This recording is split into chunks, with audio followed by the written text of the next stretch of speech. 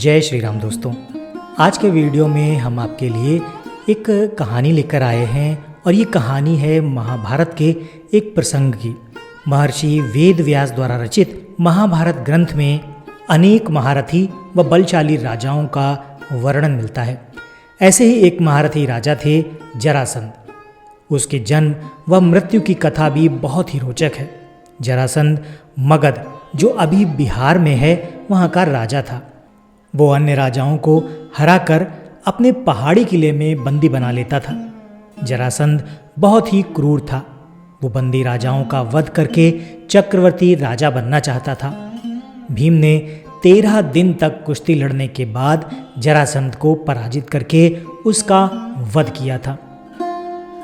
जरासंध मथुरा के राजा कंस का ससुर और उसका परम मित्र था। उसकी दोनों पुत्रियां आसित व प्रापित का विवाह कंस से हुआ।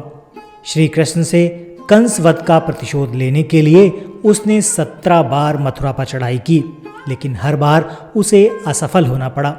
जरासंध के भय से अनेक राजा अपने राज्य छोड़कर भाग गए। शिशुपाल जरासंध का सेनापति था। जरासंध भगवान शंकर का परम भक्त था। उसने अपने पराक्रम से 86 राजाओं को बंदी बना लिया था। बंदी राजाओं को उसने पहाड़ी किले में कैद कर लिया था। जरासंध 100 को बंदी बनाकर उनकी बलि देना चाहता था, जिससे कि वो चक्रवर्ती सम्राट बन सके। मगध देश में बृहद्रथ नाम के राजा थे। उनकी 2 पत्नियां थीं, लेकिन उन्हें कोई संतान नहीं थी। एक दिन संतान की चाह में वो राजा बृहद्रथ महात्मा चंड कौशिक के पास गया और सेवा करके उन्हें संतुष्ट किया। प्रसन्न होकर महात्मा चंड कौशिक ने उन्हें एक फल दिया और कहा कि ये फल आप अपनी पत्नी को खिला देना, इससे तुम्हें संतान की प्राप्ति होगी। राजा बृहद्रथ की 2 पत्नियां थीं।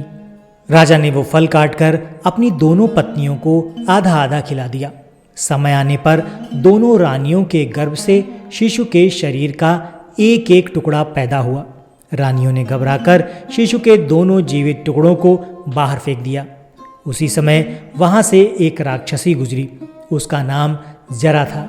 जब उसने जीवित शिशु के 2 टुकड़ों को देखा तो अपनी माया से उन दोनों टुकड़ों को जोड़ दिया, जिससे कि वो एक शिशु हो गया। एक शरीर होते ही वो शिशु जोर जोर से रोने लगा।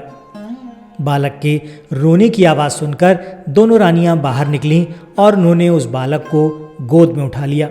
राजा बृहद्रथ भी वहां आ गए और उन्होंने उस राक्षसी से उसका परिचय पूछा। राक्षसी ने राजा को सारी बात सच सच बता दी। राजा बहुत खुश हुए और उन्होंने उस बालक का नाम जरासंध रख दिया, क्योंकि जरा नाम की राक्षसी ने जोड़ों को जोड़कर यानी दोनों को संधि के द्वारा बनाया था, इसीलिए उसका नाम जरासंध रखा गया। जरासंध का वध करने के लिए भगवान कृष्ण ने एक योजना बनाई। योजना के अनुसार श्री कृष्ण, भीम और अर्जुन ब्राह्मण का भेष बनाकर जरासंध के पास गए। उसे कुश्ती के लिए ललकारा। जरासंध समझ गया कि ये ब्राह्मण नहीं है। जरासंध के कहने पर श्री कृष्ण ने अपना वास्तविक परिचय दिया। जरासंध ने भीम से कुश्ती लड़ने का निश्चय किया। राजा जरासंध और भीम का युद्ध कार्तिक कृष्ण प्रतिपदा से 13 दिन तक लगातार चलता रहा।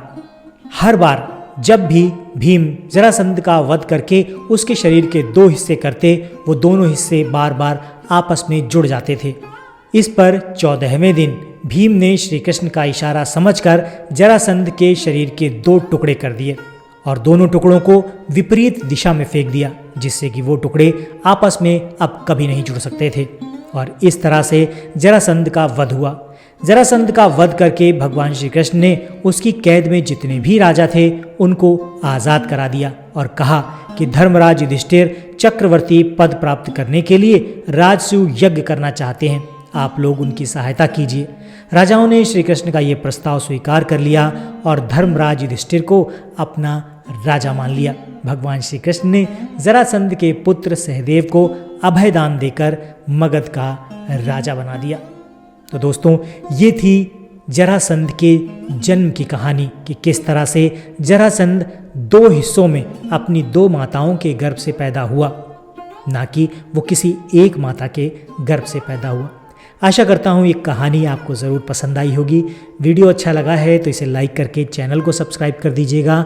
हम मिलते हैं आपसे अपने अगले वीडियो में ऐसी ही किसी रोचक कहानी या फिर लोक कथा के साथ। वीडियो देखने के लिए आपका बहुत बहुत धन्यवाद।